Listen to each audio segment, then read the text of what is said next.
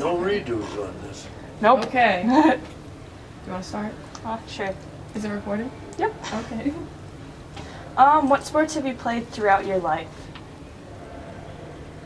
Baseball, football, basketball, swimming. Have you swam competitively before? I have. You have? Not as much because baseball actually was my first love, if you will, and I played that springtime and during the summertime. You played for Harvard baseball Mm-hmm. for 4 years? Yep, I played also for the Cape League Okay, down on Cape Cod. what made you want to coach swimming and diving?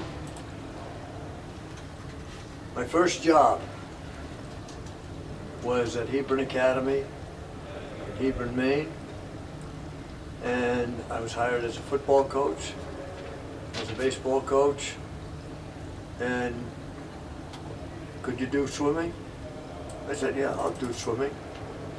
So I did swimming, and all of a sudden it took over my life, and I did the swimming and diving, and I have done diving in my life too.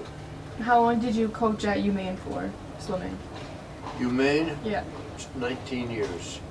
And then you came I started here? the program up there, but having started it at Hebron Academy, I began to let that grow. That was a tremendous growth, both the swimming and the diving.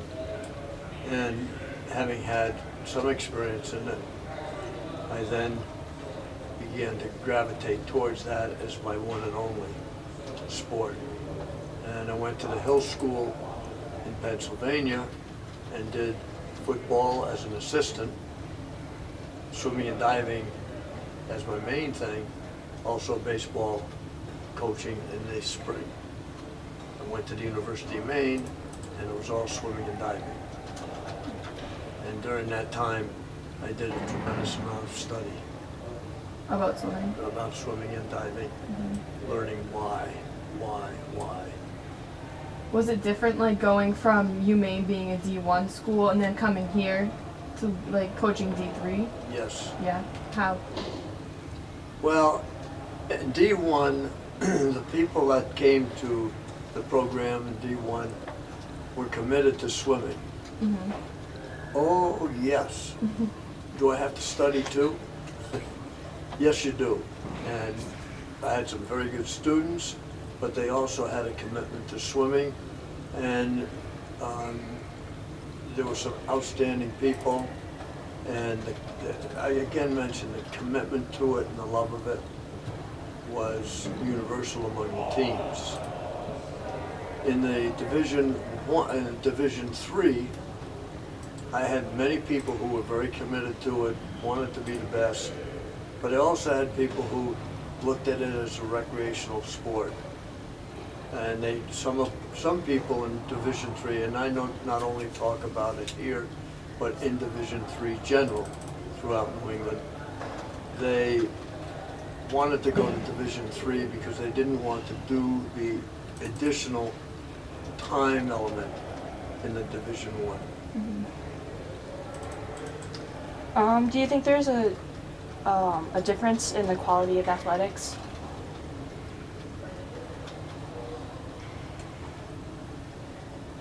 In some cases, yes. Certainly at the Division 3 level, I think that there is a difference because I've been here now 26 years. And let's say the first 12 or 13 years, there was that commitment and the quality. Because of the commitment, we could work towards that quality and work hard. And it was a love, call it a love of the game, if you will. The people that did it, this was one of the prime things in their college life. And they did well academically as well. Now, I think a lot of the differences that are appearing occur because the electronics have taken such a large part in the life of individuals. And the attachment to social media and whatever has given people another avenue to explore and to concentrate on, period. And I will also add to that, that when I first was coaching, and all the way up through University of Maine and through most of those first 12 or 13 years here, the teams could practice in the afternoon as a body. And this is not universal, this is universal with not only swimming, but football and basketball and the other sports that exist here now. The academic schedules go through the entire day. So there are a lot of afternoon classes, there are evening classes, there are classes which get out late in the afternoon. And these are all conflicts to the concept of what you want in most sports, and you want togetherness, be able to work together. The teamwork is important, and it's very hard to get that. And that's why morning practices or late night practices become really quite beneficial.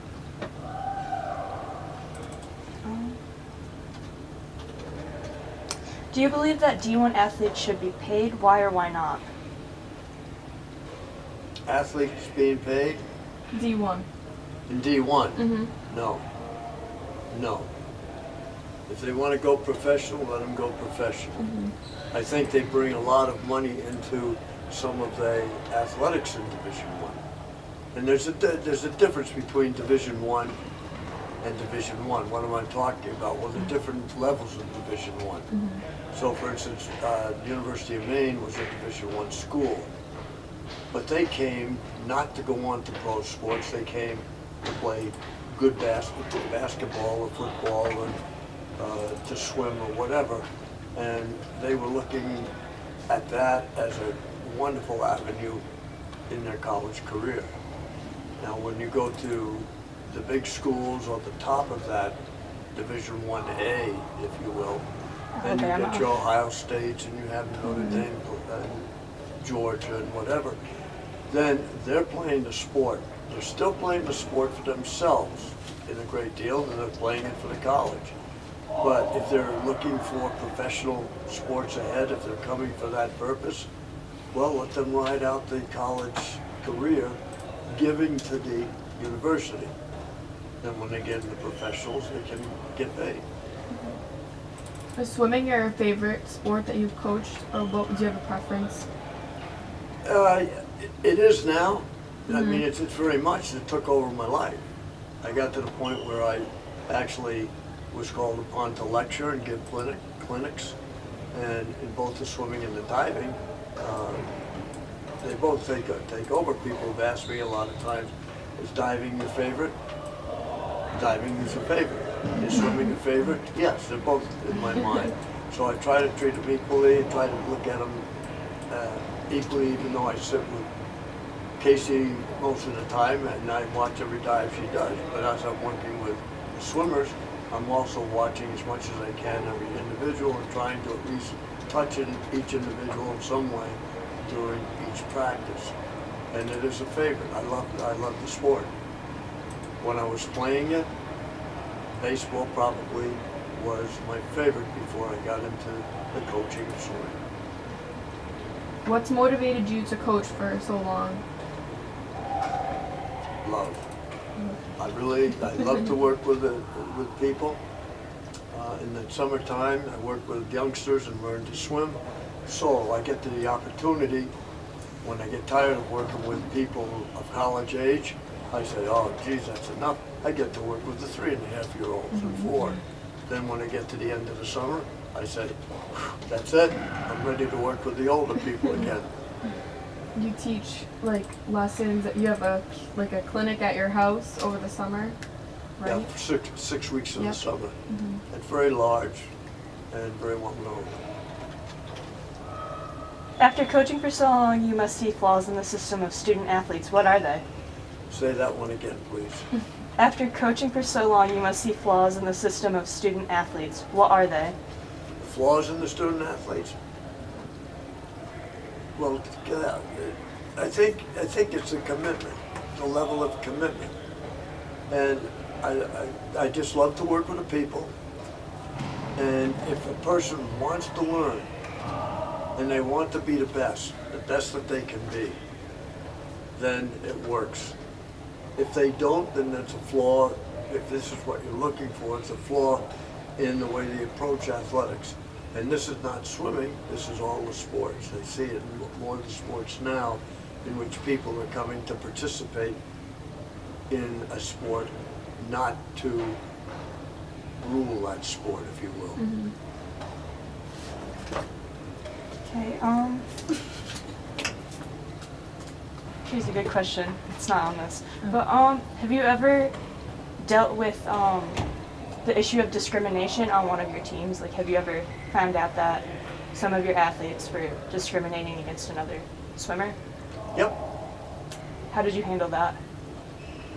Well, I try to, it's very difficult for me to handle it without seeing it. And I hear more about it, and I'm in touch with the team more than you think. In other words, it's like you people as children growing up and thinking you got away with stuff and your parents knew everything you were doing. And this is the way I am with the team. I know quite a bit more than you think, and I've taken people aside and I've talked to them and tried to get people to understand that this is a team effort. You may not like everybody as a friend,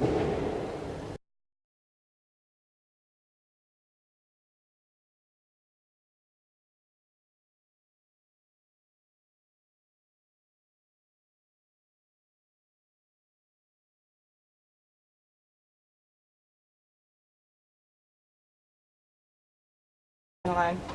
but you want the rest of the answer to the difference between the two? Yeah, do you want to start over? Because I don't know if we got it all. Yeah, I can do that. Okay. So Sorry. All right. Okay, Casey's gonna You're talking about now the difference between coaching men and women. coaching men and women.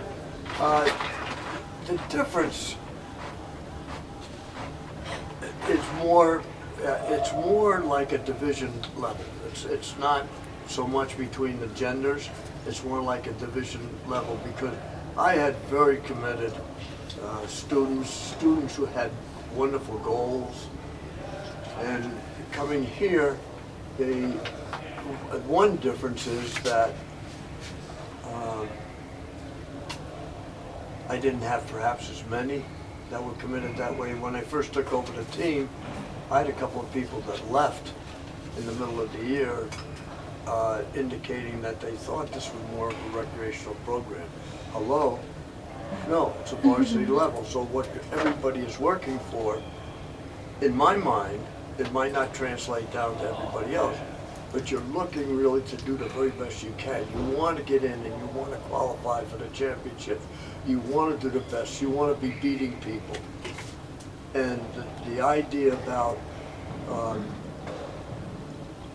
winning is not everything, well, I come close to believing that. Winning is everything, because that's what you do in life. You try to win. Well, win is relative too. It depends on ability. So it might be winning or beating that person next to you. Might be scoring more points than you've had before. It's a goal set that brings you into that mental capacity. And then the other thing was, I think this is one of the biggest things. I had more team bonding with the men, in which everybody was kind of going for the same effort, and there was more of that team bonding, and the effort was there to win something. There was, during a meet, everybody knew what was going on, and I found that when I was working with the women, a lot of this was, I had to teach it. I had to teach it and had to work with it, and I find that sometimes the women didn't have that sort of sense of what was going on during a meet. And outside of that, I mean, the women, I had many women are committed and did really good jobs, and just like the men, no difference there. But I did have that difference with the women, and I still do. So a lot of the times I'm jumping on you, and you push it. Why? Because I want you to do the best you can. And the way you're doing it doesn't work. And that's why I've said many times at the beginning of a season, when you get to your sophomore year, you begin to see the light. And you begin to see, hey, look what I did last year. Well, now I think I can reach another level. And the sophomores very often begin to come through and do the job. So, not too much of a difference, but there is a difference in the approach. But I'll tell you one thing, it was nice, and it was fresh having women to coach and not the men. Mm-hmm. And when I missed one thing I want to tell you also, and I would think you would agree with me. If I had to jump on a man and, you know, beat him and say, this is what you're going to do. You do it my way, you do it my way. And they might get mad at me. And I've stood head to head with a couple of men who challenged me, and I said, either you do it this way, or you don't swim anymore. And that wasn't, I mean, not big things, but the fact that someone just wasn't working, or they didn't show up at practice, whatever, and they'd get mad. They'd get mad. The next day, it was as if it never happened. We hauled it out. We spread it right out, and the next day everything was fine. Like with the women, it doesn't work that way. The women hold on to something longer. Is that a true statement? Yeah. And that's something that kind of simmers. Okay, on we go. Do you have a favorite part of the swim season? Yeah, I get excited as we go along and get ready for championships. Champs is your favorite part? That is, because that's what we work for. Mm-hmm. I want to do the best job we can during the dual meet season. But really, the dual meet season is not what we're really planning for. We're working for that end of season. And if it doesn't seem to work out for some people, that they're not going to make the qualifying times for New England, then we work towards that Little East Championship. At least we have something to work for, something to goal set for a little bit more than just working through the season.